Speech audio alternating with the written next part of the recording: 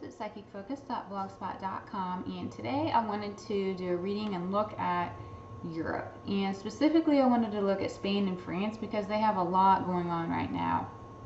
The first question says, "Hi Lynn, I have a question about the city where I live, Barcelona. In the last years, the city council has reduced places to park cars and they have made a lot of bike lanes.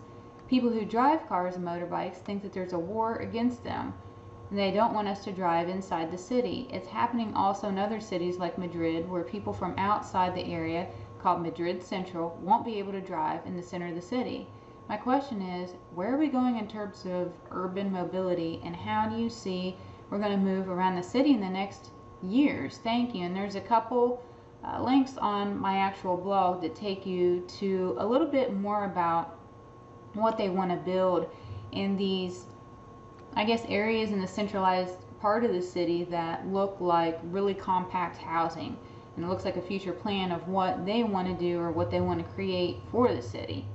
And so when I thought about this, I see this trend not only happening there, but in a lot of areas. There's even a lot of areas here in the States that are really focusing on more cluster housing, more centralizing people together versus urban living in areas that there's a lot of green space. They may put a park in the cluster housing area, but they really look as though they're dissuading people from having homes with big yards. It seems like the ideal thing is to get people in this really tight, compact housing. So I wanted to look at, why would they want that? What is the benefit of that?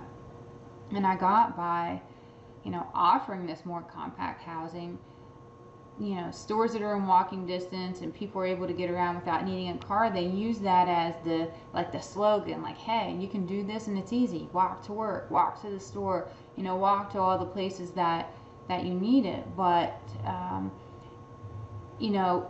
there's also an ulterior motive behind this too. And on top of making it easy to be able to walk, it's almost as if they discourage cars with heavy fees for parking and things like that. So what do? They have city community transportation, they have Uber, they have Lyft, they have all these alternatives.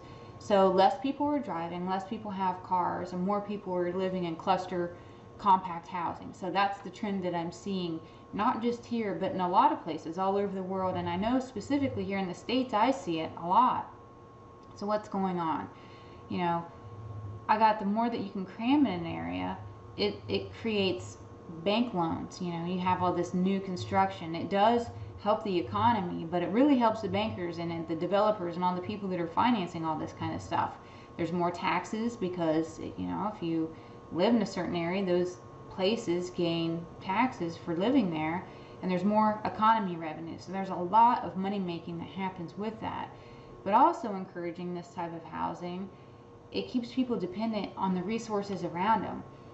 It's difficult to grow food or really be a self-sustaining person when you don't have anywhere in extra space, because also with the cluster compact housing, there's not a lot of extra rooms. There's not basements and attics and all these other places to be able to maybe store things in case of an emergency, or be able to have a garden or do anything like that. You are really confined to this minimalistic lifestyle. And I also got that by not having the mobility, not having the luxury of a vehicle, if something happens, you're kind of trapped there. You are at the mercy of whatever resource comes in, whatever government agency is able to come in and help you. And they like you being dependent. They don't want you to have that independence of that mobility. If things get bad, you can get in your car and leave. Not so much if you don't have a car, or if you're trapped with millions of other people in this centralized part of the city. It can get very chaotic very quickly, but also easy for the government to control that situation as well. I get it's a brilliant plan that they came up with, because they're taking away independence, but they're trying to woo people over with the convenience factor of it. And for some people, it may work out great, but in the event of a disaster, you're trapped with a lot of people in a really small space.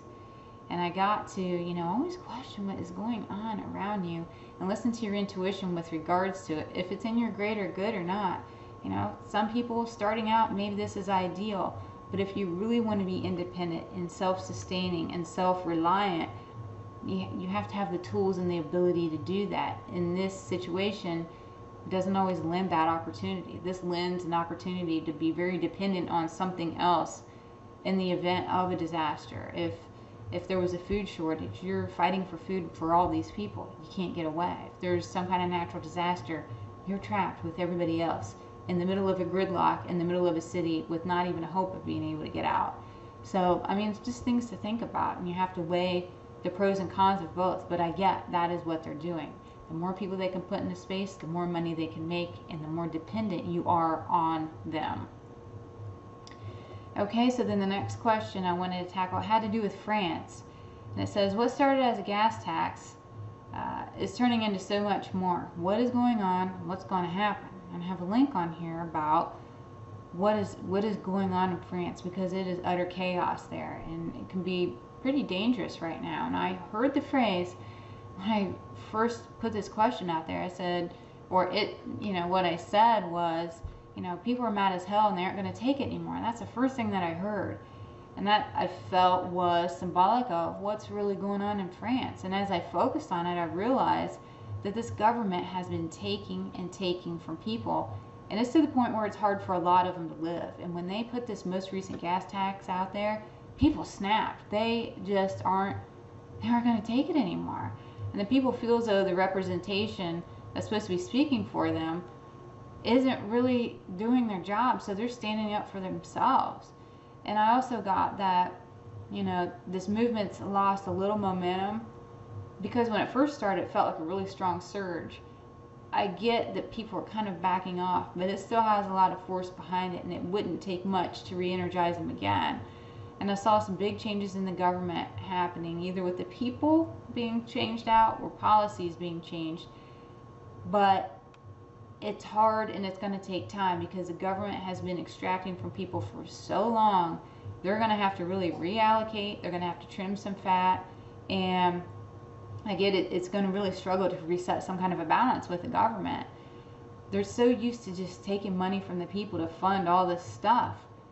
They have to find a way to manage it. And it just feels like it's going to be such a mess for that to actually happen. But I do get that things are going to happen, because they've realized they just can't keep squeezing from the people anymore. And I also got that the migrant situation that's there and the social programs that are tied to that, that's going to be one of the things that are impacted, because it seems like the government's pulling from the people to try to help, harmonize this migrant thing that's going on there. But there's no harmony happening, and so that's going to be reevaluated as well. So I get within the next few weeks some plan or an idea or a hypothesis of something to change will be out there. So the change is going to be slow.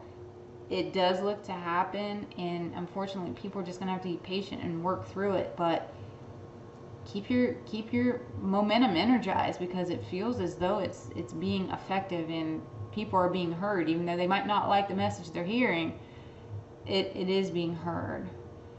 And that's all I really have for this reading. Again, I'm Lynn with Psychic Focus at psychicfocus.blogspot.com. Thank you so much for listening. Please like me and share me and all those great things. I know I'm being monitored. I know I'm being, shadow banned, all those fun things that are happening right now. But anything that you can share, like, and pass on, it really, really helps me out as I try to rebuild my channel. And again, I want to thank you for listening, and please feel free to leave a comment. And take care. Bye.